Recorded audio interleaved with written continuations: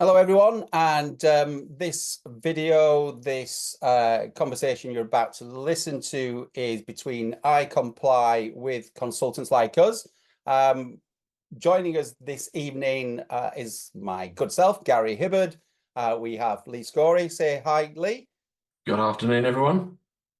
And we have Luke Keeley as well from I Comply. Say hi, Luke. Evening and afternoon. We could do introductions, but I think given the style and nature of the way that we operate, I'm just going to do a very broad introduction and say that I Comply with consultants like us are putting on a series of webinars to help people understand the FTC Safeguards Rule. And we've been involved in information security collectively for about 100 years, I think. So, I think we know a thing or two about information security, cybersecurity, data protection, and privacy. And the whole purpose of these videos and these webinars is to introduce a range of topics, but in particular, FTC Safeguards Rules. I want to get into some of the detail around it. This is the first one that we are running this year, and I want to, with Lee and Luke, explore what the rule is, what it's all about, what people need to be thinking about, etc. So we'll do that over a series of different videos and recordings. So with that, can we just get right into the bones of this? In terms of really where to start, let's start at the beginning. What is the FTC Safeguards Rule? So, Luke, I'm going to come to you on that one. What is it? What do people need to know? So I think the easiest part is it's effectively a piece of legislation that has been brought about by the Federal Trade Commission. Now, it has been around since nearly year 2000, but it's gone through a very recent upgrade. And the upgrade really is commensurate with evolutions of technology and compliance. Now, with the FTC Safeguards Rule, it has got a very specific scope, but that scope's very, very broad and very wide. And we're talking about what is called a financial institution. Now, a financial institution could be anything from an accountant or a bookkeeper. It could be a tax accountant. It could be payday lenders. We could be a bursary at a university. It could be a auto dealership providing some form of finance. So it is very, very broad in terms of what it actually applies to. But really specifically what it's talking about is if you're a financial institution and you are legally obligated to implement what is called an information security program in a written format with the intention of protecting customers' data if it is non-public information, non-public personal information. And they're the pertinent points around it, really. Okay. So where does this apply? This is just America, right? Is it Yeah, it is. That's it. It is actually a US piece of legislation. The FTC Safeguards Rule was brought around by the Federal Trade Commission, but interestingly, it was born out of another piece of legislation, which is the Gramm-Leach-Bliley Act, which has been around for quite some time. Now, what I don't think some people realize is that you can have the FTC Safeguards Rule, which was born out of GLBA, but GLB can apply to some and not others. The FTC Safeguards Rule can apply to some and not others. So it can be a little bit nuanced. So if you look at who's actually excluded from the FTC Safeguards Rule, you can't really have two pieces of legislation which is going to hit you both at the same time. The Gramm-Leach-Bliley Act will take precedence if you're a community bank or if you're under some form of banking regulation, then GLBA will probably take precedence in that scenario. In that situation where it's two different legislations and regulations, then I'm guessing that it's created quite a bit of confusion in financial institutions. Would that be true to say, do you think? To an extent, I mean, if you look at finance as a whole, I wouldn't say they're over-regulated, but they are heavily regulated. Now, if you're a community bank or a credit union, or just generally an enterprise bank of some description, you are going to have a pretty good idea if you are falling under the FTC Safeguards Rule or GLBA. I would say for the most part, and like I say, I caveat this, for the most part, if you're a bank or credit union or community bank, you probably will hit GLBA. Whereas if you're on arguably on a smaller scale, then you're probably going to hit the FTC Safeguards Rule. And honestly, it can go from a single seat organization through to thousands, and the FTC Safeguards Rule will come about. But ultimately, the one thing that's really central to this is consumer data. Ever since GDPR came out, General Data Protection Regulation back in 2018, I think it was May 25th, 2018. You'll correct me if you're Yeah, the that's data right. protection expert. Yep. Spot It is all around about consumer data, and information security is at the heart of it, and both of them overlap quite nicely. on. Has there been much publicity? Because back in 2017, there was a lot of discussion about GDPR, as we know, and as you rightly said, it came into force on the 25th of May 2018. But organizations had actually had 2 years. So a lot of people go, oh, 2018, that was it, that's the deadline. It was like, yes, that was the deadline. You had 2 years. You had since 2016 to do the things you needed to do. So was there a lot of publicity around this? And so do lots of organizations in America already know what they should be doing? They do. Like most legislation in the UK, you go through almost like what's called royal assent. In a similar kind of way, you would have that in the US. You've got to go through.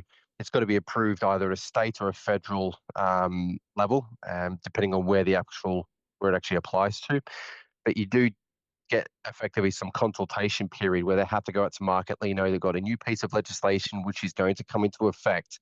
Like any legislation, you've got to tell people that there's going to be something that's going to have an implication on them. You can't just expect us to put something in place and say, right, as of today, you've got to do A, B, C, D, and E. So there was a little bit of time in the lead up to it. Interestingly, though, so it was 2023, correct me if I'm wrong, where the first iteration of this came into effect for the FTC Safeguards Rule, but it's since been updated again in around about mid 2024, and that was all around the data breach reporting guidelines. In that, if you have a data breach and you hit X amount of consumers, you have to then report that to the regulatory body, which will be the FTC Safeguards Rule. So it has gone, like I say, it's been around for over 20 years, the FTC Safeguards Rule. It's gone through an upgrade, but like most things in compliance, it does have to effectively align to the threats that we're seeing today, not necessarily the cyber threats, but the compliance threats. Now, I think, Sorry, can I just jump in? So just to clarify here for the audience, is it one rule or is it plural rules? How do you mean? So you have to clarify. You know about GLBA and the FTC Safeguards FTC Rule? Safeguards Rule or Safeguards Rules?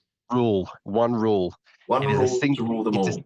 It's a singular rule that you apply to, obviously with multiple requirements sitting under that. There aren't parallel rules that would run concurrently and you could be hit with each stick, I guess. Okay. That's a great question. And you know what? It's quite funny because I was about to say there's a lot of parallels with GDPR. That GDPR or data protection had been around for like 20 years. And then everyone got really panicky and saying like, well, oh, what's this new thing that we've got to apply, comply with? And you were like, well, this has been around a while, guys. You should know about this. And with GDPR, a bit like Lee just referenced there, a lot of people call it GDPR as in General Data Protection Regulations. And it's like, no, it's one regulation. There's no plural. It's just the one thing you've got to do with several requirements within it. It's interesting how terminology can influence your understanding of a legislation. And we're going to dig into this a little bit, but when you talk about rule and rules or regulation and regulations, a single word can really influence that quite significantly and say, is that, the implications for me might be okay or not so okay, depending on what terminology you're using and if it's correct or not. Well, we're going to come on to that because I think we'll either come on to it tonight or at another time, because we know that the word policy, plan, and program have been thrown around all over the place, and they are three very different things. Mm. So yeah. So what does, okay, so Yeah, well, in essence, it's requiring you to develop and implement an information security program. Now, we've just said there, it's not just one rule. There's many aspects of this that come into play, because there's going to be technical elements, people elements, processing. It's making sure that you have a clear, concise understanding of your information that you're holding, the technology that you're holding it on, and then how you're applying controls. I guess we're quite used to how you're controlling that information, how you are securing that information. Gary, anything to add on that? yeah, I think you've summed it up really well. I think it's in our world, we'd often talk about different security frameworks and control mechanisms and such, but it is that develop, implement, and maintain that information security program, isn't it? And as you rightly said, it's about Safeguard Rule requires organizations to think about program. We mentioned it, and it will come up several times, but it's not just a fire and forget. It's an ongoing development of the technical controls, the physical controls, the organizational or administrative controls, the people controls that you need to implement, anything that really has an impact upon or touches on customer information, as Luke said. So yeah, that would be my take on it. Yeah. Yeah. So interestingly, when you talk about an information security program, it has to be applicable to the firm that you're actually applying it to. But when you look at the wording of the FTC Safeguards Rule, it does say very clearly in there that the information security program has to be comprehensive. That's a huge word. Now, if you look at the scope of this again, it could be a single seat organization, a single accountant on his own or her own, their own, doing what they do for a living. Comprehensive information security program for that organization is going to be vastly different to a 10-seat organization, 100 or 1,000. It just scales incrementally.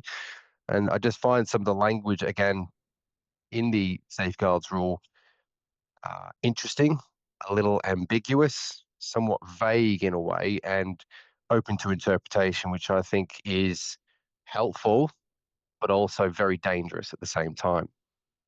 Yeah, but I think it's important to note as well. I mean, that word comprehensive has to be taken in context to the organization, as you rightly said. We understand from our world that comprehensive, just for us, kind of at a high level, means that you understand how data is flowing through your organization, what the risks are associated with that data, and how you are managing, mitigating those risks. And I think, having those processes that support mitigation as well, equally, that makes it comprehensive rather than just finger in the air. And I think you're absolutely right. And like you said, the nuance, the beauty in this is the language, isn't it? Yeah. It's comprehensive. Well, comprehensive, if you think about that one word, it means to comprehend, that you understand. So if you understand it in its fullest sense, in terms of what data do you actually have, what customer information are you processing, and you understand where it is and who touches it and how they touch it and how they interact with it, how long you're going to store it, all of those things, that is a comprehensive understanding of your data, of your customer information. The other key word for me that I love, both in GDPR and within the FTC Safeguards Rule, is it uses the word appropriate. So it's like, again, it's grey. And I noticed, Luke, when you were talking, you were kind of going, it's good, and you were kind of, it is, but it's also, that's the challenge. But the word appropriate, for me, it is a glimmer of hope for organizations not to panic, because what we're saying is, as Luke's rightly said, if you're a small financial institution, financial advisor, etc., and you have, what's appropriate to you is going to be completely different to a large bank or financial institution and accountancy that has multiple sites and hundreds of employees. So what's appropriate to you is going to be completely different to another organization. So I think, there is a glimmer of hope in these words if we pay attention to them and not panic. I think that's the key thing, and that's one of the things I know that all of us are really keen to do with our clients, is to explain to them what these phrases and these terms actually mean, and try and demystify it, and dare I say it, talk people down. It's like, it's okay, we've got you, we're going to help you understand all of this. And I think that's what I'm certainly seeing, and I think in our conversations, Lee and Luke, when we're talking about what we're hearing and seeing in America, there seems to be a lot of hyperbole around this. Would you, Luke, you're nodding there, would you agree with that? Is there a lot of misinformation and such like, do you think?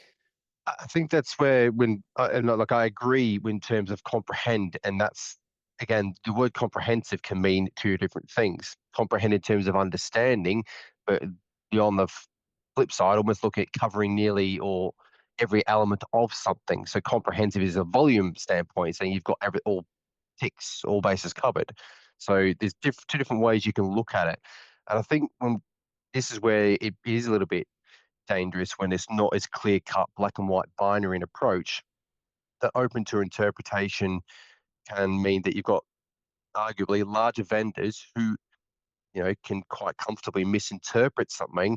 They could be a dominant voice in the market, and before you know it, they're pushing not misinformation, but information that isn't strictly correct out to a large portion of the market who take that as the way forward. And I suppose that's my concern, is when you've got something which is open to interpretation and there isn't a definition which is so clear that you can't really misinterpret it, Mm, that the incorrect approach can be taken. yeah.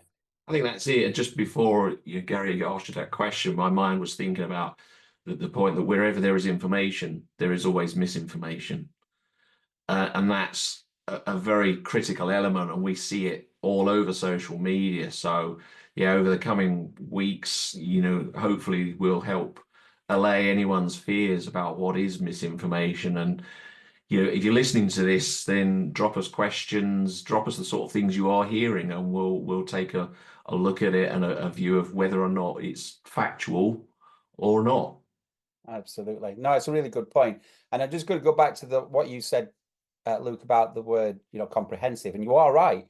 It is all encompassing. It's like, that it covers all bases. But I think that, again, is to offer a glimmer of hope from my perspective, is that far too often, I think, when people talk about information security, they focus purely on the technology. They think purely of IT. So I think comprehensive view of information security encompasses all the things that the Safeguards Rule requires you to look at, which is that you're looking at the administrative, you're looking at the physical, and you're looking at the technical. So comprehensive you're absolutely right. It's all encompassing. It covers every area. You haven't left any stone untouched. You've looked under everything, and you said, yeah, we've looked under this rock, found a whole heap of data and customer information. We've got physical documents stored in archive. We didn't realize that all that information still existed, and now we do, because we've taken a comprehensive look at our information, our customer information. I'll ask you a question on that one and see where Go you on. and see how you respond. If you look Okay. at how you measure something, we're talking about comprehensively. Is it easier to measure a tangible, like a firewall or a backup or a technical control, or something that is not as tangible, such as data retention policies or training or qualifications, etc.? Because it's a loaded question. And I think, again, is probably a reason why people tend to go down the technical control route, because you can see it, you can touch it, you get some feedback on it, think that's right. On the flip side, how do you feel about that? Uh, Go on, Lee. Well, I was going to say, I think it's always easier to measure those tangible elements, and the businesses that we've all worked in are always, let's look at the IT systems and let's measure that. But at the end of the day, we are dealing with the human element. We're dealing with people, so there has to be elements of that we must measure and that we can measure it. So it's going to be working out just how best to do that. You mentioned training there, and that's one element, and that it can be measured quite easily if you set exams, but we want to try and steer a little bit clear from that and make sure that you have a solid enough knowledge base. Gary, go on. Yeah, it's really interesting because, like, so when people talk about the tangibles like firewalls and such, it's like, yeah, but it's tangible and it's also ethereal as well. It's people say, oh, yes, we've got firewalls in place. It's like, are they working? Yeah, they're switched on. It's like, okay, are they working? How do you know they're working? It's like people invariably don't know what they're measuring. If you're measuring it by its mere existence, well, I mean, I don't even know how that would even work. But I think they are just as intangible as training is, as data retention policies. You could actually say data retention policies is actually one of the easier things because it's all managed through an audit. You audit and you go out and you do it. I'm going to go and check some files, and if you say that you only retain your customer data for 7 years, well, I'm going to go and do a sampling of 20% of your customer database, and I'm just going to say, right, let's wind the clock back 7 years and let's see if you've got any data older than 7 years. It's quite easy to do.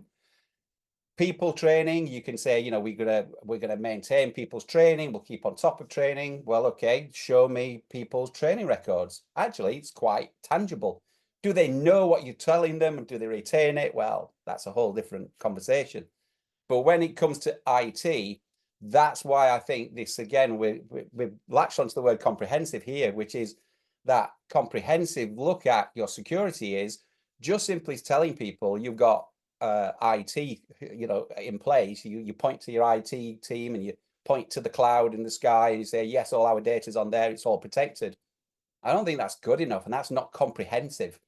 You need to take that full 360 view of how you're protecting information.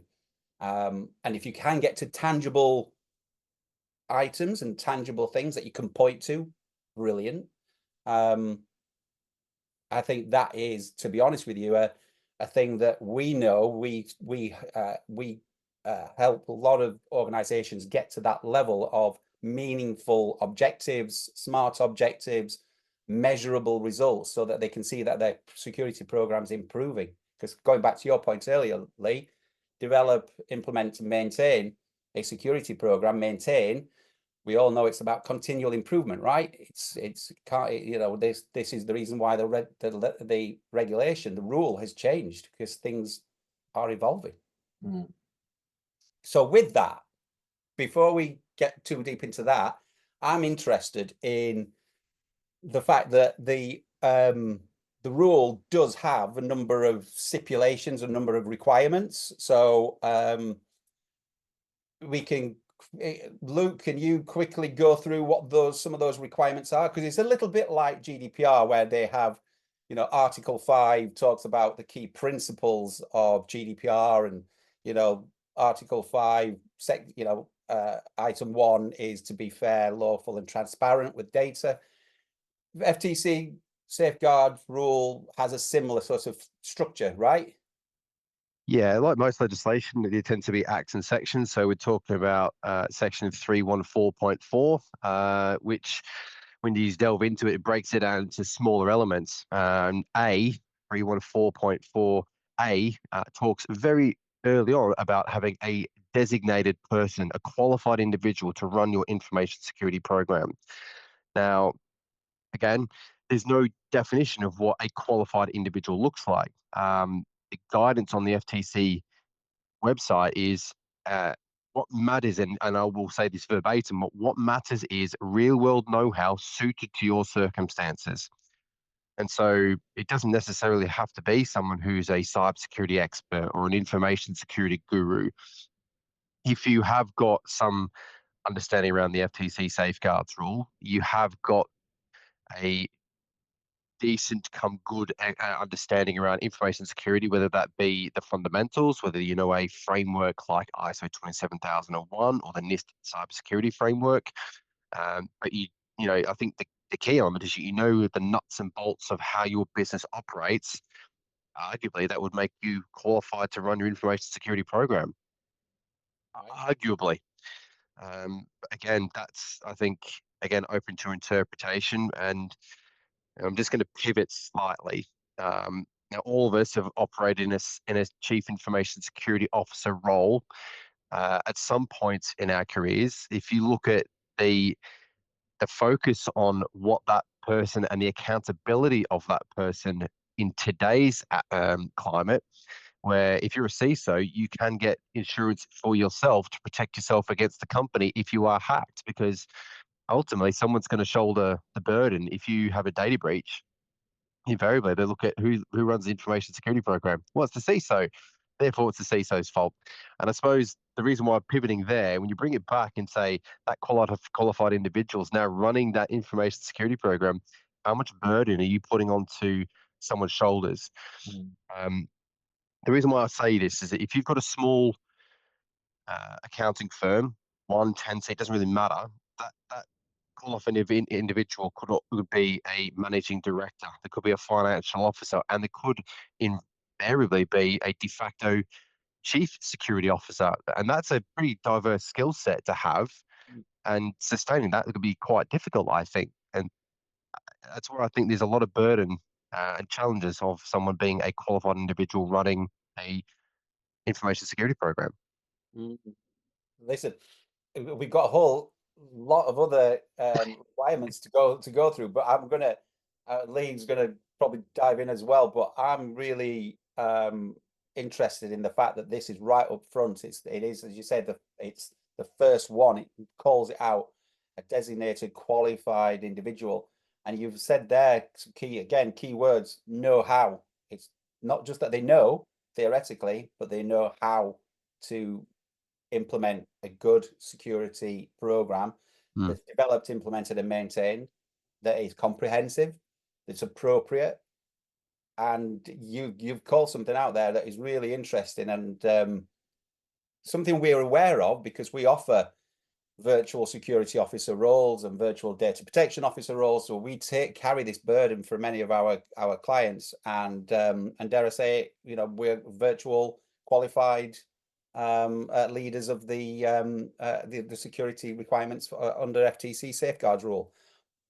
But it's interesting that I'd not really thought about the fact that, yes, there's a lot of people who suddenly going to be in the firing line, quite literally, who probably aren't aware that this is, that they're going to carry. Let's speak plainly. They're going to carry the can if there is a breach on their watch. Then who is accountable, who is responsible, and someone's going to go looking for that individual. And if it happens on your watch, then yeah, you should make sure you've got appropriate insurance in place. I know we all do, because that's our business, right? Mm-hmm. Yeah. Yeah, I find it interesting that you can have like personal liability insurance for you and your specific role, not against the actual organization itself to protect you against such an attack. So you've got the company which is insured to deal with the costs that accumulate very quickly in a data breach, but you've also got something to personally defend yourself if there's any civil claims against you for running that information security program. Yeah. That might be one for us to delve in at some point, because that is a deep, meaty topic, which I think we should probably come back on at some point. It's to be honest with you, it's a question that I asked, and I don't know why taking this conversation. This is why conversation like this is so important. I did ask somebody last year in the States, and I just said to them, do you have insurance? They went, yeah, got cyber insurance. I went, yeah, I meant, do you have insurance? And they were like, what do you mean? I said, well, there's just been a case where a CISO has just been held personally liable for a major data breach, and they lost the job, and they're now up in court, and it looks like they're going to be held personally liable for it. And they turned ashen, they turned grey, and they were like, I never really thought about that, and I've not thought about it again until now. We're having these conversations, which is interesting. And worrying. Worrying, yeah. Worrying for individuals out there. So anyone watching this, again, if these are things that you should be thinking about, that if someone's come to you and said, look, we want you to be this qualified individual, it might be absolutely, the career change that you were looking for, or it might be a poison chalice. So you'd need to be taking some, careful consideration about your next steps around that, I think. So this actually moves on quite nicely to the second part of what the FTC Safeguards Rule, and that talks about risk assessment. So who wants to call out the 4 ways of managing risk? Go on, Lee. 4 ways of managing risk. Well, let's go with looking at your processes, looking at your data, again, looking at how your data is coming into the organization, looking at how it then flows through your organization, who's got access to it. That would be my opening gambit on that one. Gary? I'm thinking we're going to, if we're referring to the thing I think you're referring to, Luke, is it accept the risk, mitigate the risk, transfer the risk, avoid the risk? Yep, that's it. Yeah. And that's where we're talking about transferring the risk, in that, if you're in a position where you are the qualified individual and you don't want to hold that role, transfer that risk to somebody else and let that qualified individual, either somebody else in the organization or through an affiliate or even through a third party who provide the vCISO services, for them to run that program for you. So you're taking, obviously you've got to take some of it, but ultimately you're moving a good portion of it away to somebody who's potentially a little bit more equipped to run the program on your behalf. Again, risk transfer. Yeah, I think you're absolutely right, and Lee's absolutely right in terms of the way that you can manage that risk itself in the various different guises, and that almost speaks again to the requirements of what the rule is, that it's talking about those administrative controls, the physical controls. It's about managing risks by applying the appropriate controls, but how you treat it, you can't simply accept this. You've got to actually do something about it, and transferring it to a third party might be that option. But so risk assessments, but each one of those, just for benefit for anyone listening in, we are going to be covering each of these requirements in quite a bit of detail, because each of them requires it. I mean, risk assessments, we could spend all night, and we will spend all night talking about risk assessments at some point in the future. So what's the next one? What should other people do? So one of the things as part of that risk assessment process is the actual output of it. So when you're doing a risk assessment, and we talked about VPNs and firewalls, etc., if you've got an on-prem office and all your data is held on a physical server or a USB drive, whatever it may well be, a firewall might very well be a good thing to have to protect unauthorized access. And you might simply say, well, I don't have a firewall now, I need to stop external access coming in.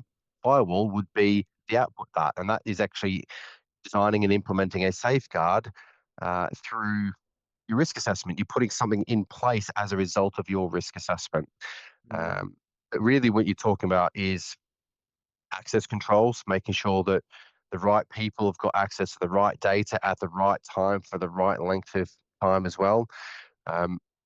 What is it you've actually got within the business? What kind of assets have you got? And an asset could be anything from a laptop, a mobile phone, it could be a server, but even more broad, which I don't people think realize, is your employees are assets, because you've got their knowledge and their skills and their experience. Don't treat them as a like a meaningless device, but they are still an asset because they have value to your firm. Also, your service providers, whether you want to treat them as an asset or not, that's really down to you. But I would say that if you've got some level of dependency on a major piece of software and that software delivers value to your firm and consequently to your customers, you should probably be treating as some form of asset. And that also talks about where about your data is held. So if you've got data inside your organization or through a third party, knowing where it is and the value of that data also is quite an important question you need to ask as part of the risk assessment process. I think I would always put in there as well. I mean, we often talk about this. We're referring to technology through and the cyber element.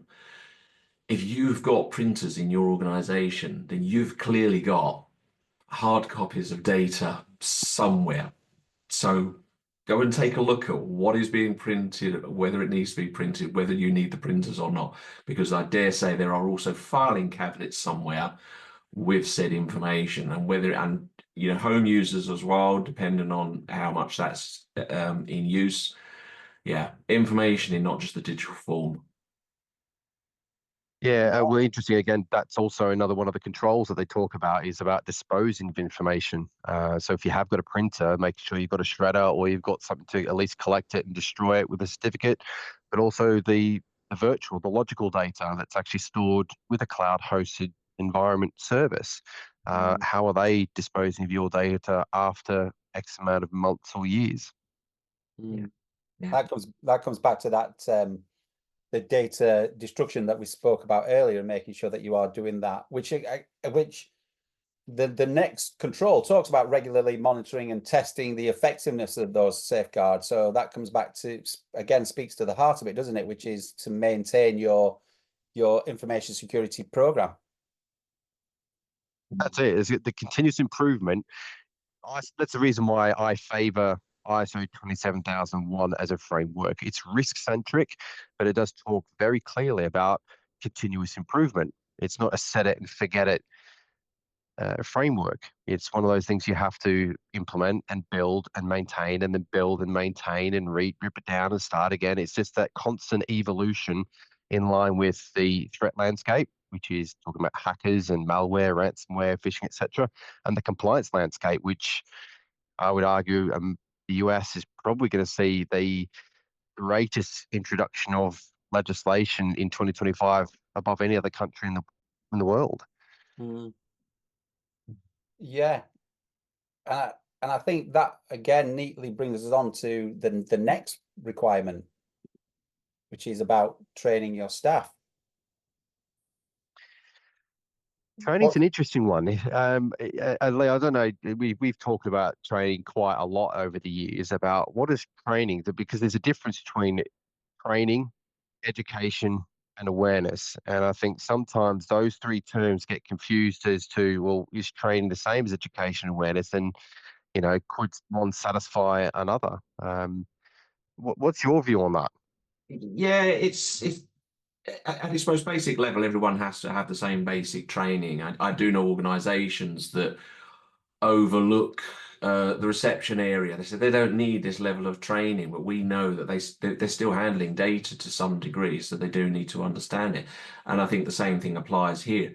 A lot of it's going to come down to your processes, to making sure that you've got a consistent process throughout, so that information being handled, people understand what they should be doing with the data. They understand what the process is for them to have it destroyed appropriately, and making sure that they are clear.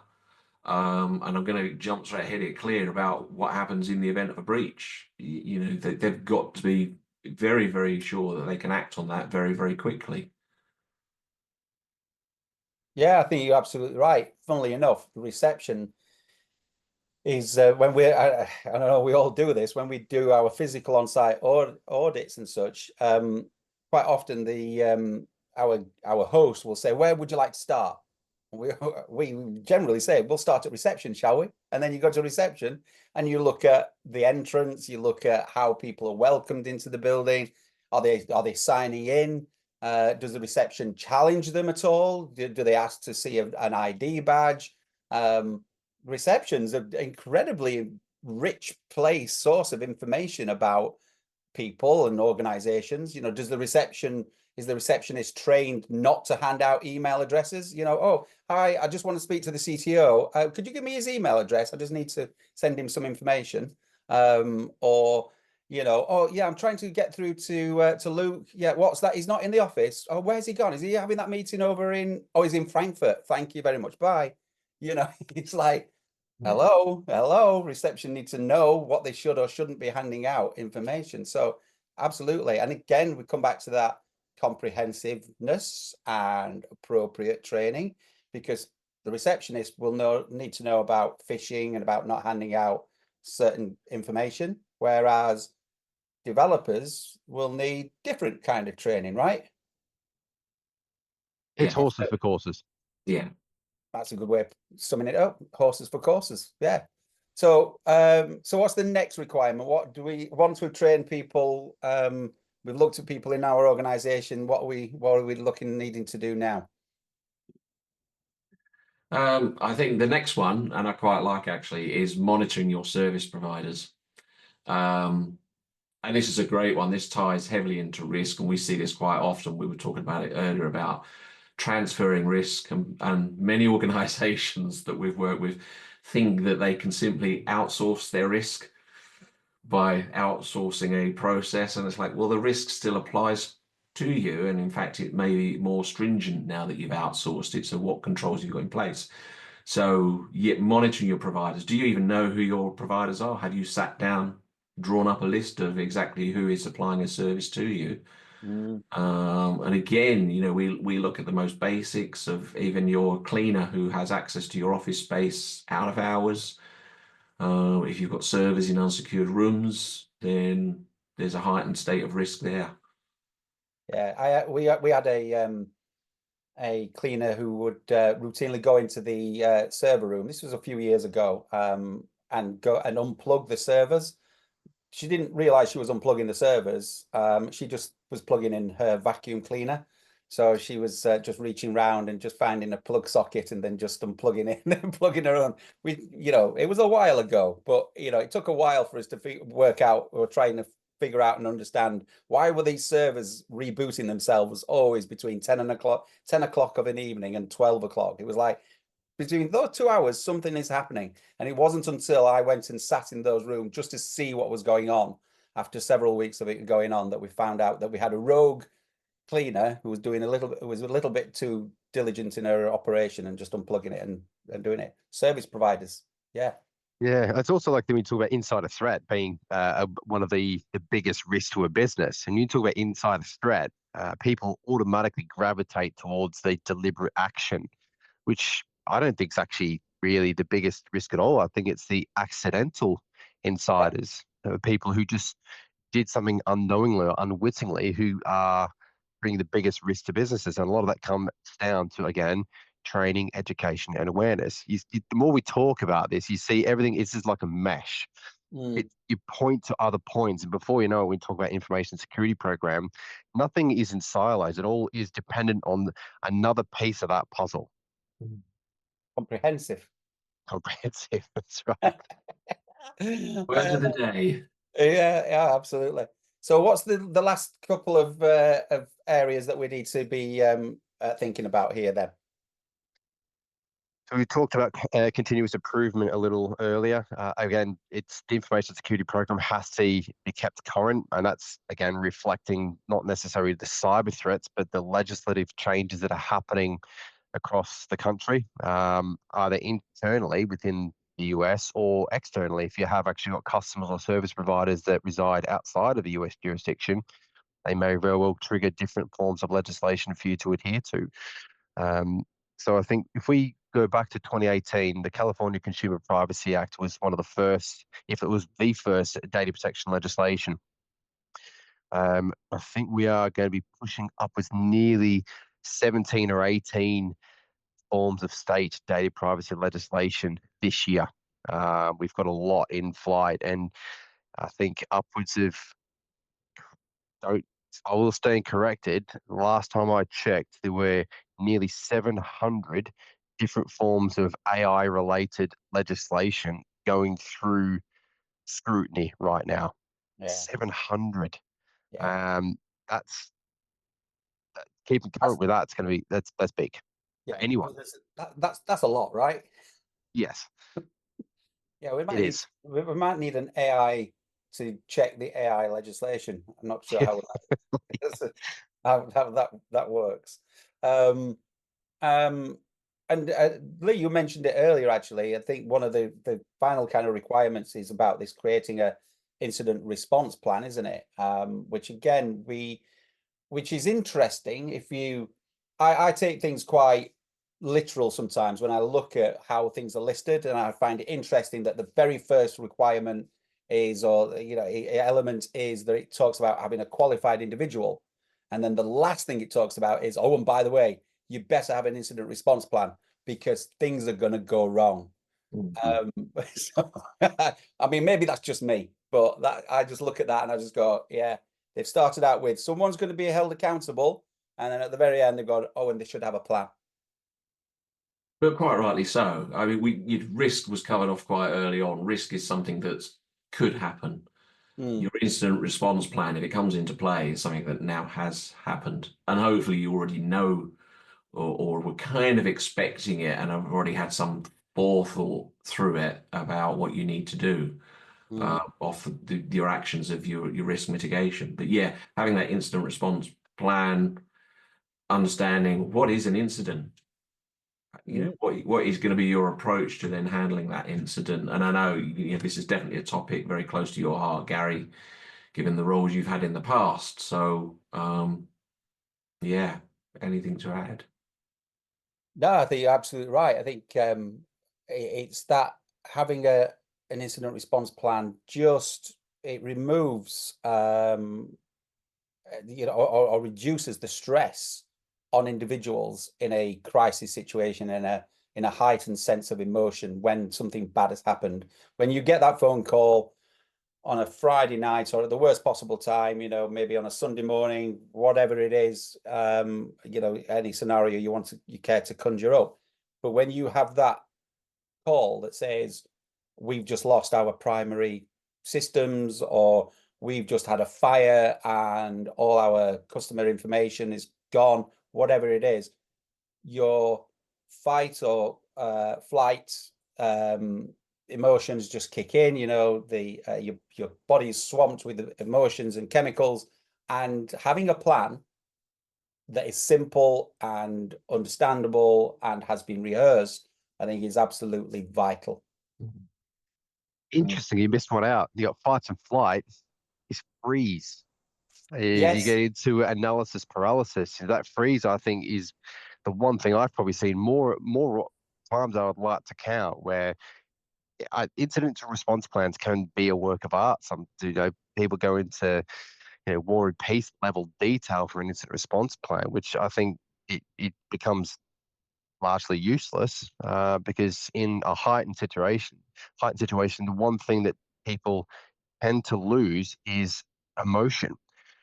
Emotion becomes very, very difficult to keep in check when you're under a lot of stress. And that's why, again, a simple incident response plan is going to be far more effective than the one that's got pages and pages of I'm, detail that doesn't really I carry think any value. Yeah, I mean, I've definitely seen that in some of the sectors I've worked in, and you tend to find that those instant responses are written up specifically for that type of incident. We've often talked about the aircraft checklists of when things go wrong, and they've thought through all of these things. But a lot of the time, as a pretty normal business, you haven't got time to think through that. But understanding how you need to respond to any type of incident is worth its weight in gold.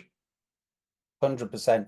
I mean, our plans, for instance, and I point this out to our clients all the time because it's such a nuanced thing. I will say to them, look at our plans. If you notice, no line is longer than 7 words. Mm. And we work really hard to get our plans down to 3 or 4 pages, and that includes a cover page. because you're absolutely right, Luke. In a crisis situation, yeah, you're right. I did miss that one, and it's a really important one, freezing. And it's people need just to be able to break through that and just have the most salient information in front of them. If you can do it in a picture, fantastic. And that's something, again, that we've all worked on, is developing these plans in a variety of different scenarios and situations. And yeah, it's a work of art. In some instances of creating an incident response plan that is going to work, and not just something that is going to satisfy, dare I say it, a regulation that is 30 or 40 or 50 pages long. You want something that will work when you need it. So yeah, I completely agree. Well, listen, time is against us, and we've already been talking quite some time on all of this. For anyone listening and interested in all of these things, we're going to cover each one of these requirements: designate a qualified individual, conducting risk assessments, designing and implementing the safeguards, regularly monitoring and testing the effectiveness of your security safeguards, training your staff, monitoring your service providers, keeping your information security program current and continually improving, and creating that incident response plan are all going to be covered individually at our subsequent FTC Safeguards Rule webinars. So sign up, send us messages, as Lee's mentioned earlier. If you've got any questions, if there are any things you're hearing, any myths you'd like to have debunked, feel free to send them over. Luke, Lee, myself will be more than happy to help. Yeah. Just in closing, I'm going to come to you first, Luke, and then Lee, and then me, maybe finally. Depends on what you guys say. What should people be doing now? That is a very, very good question. Look, I'm going to jump past the first requirement, go straight into risk. Risk runs through every single element that you're asked to adhere to in the FTC Safeguards Rule. So my first port of call will be to that risk assessment. Ask yourself the questions about, what is it I want to achieve? How is it I'm going to achieve it? If I do achieve it, then what am I going to do? And I think there are a number of steps as part of that risk assessment process.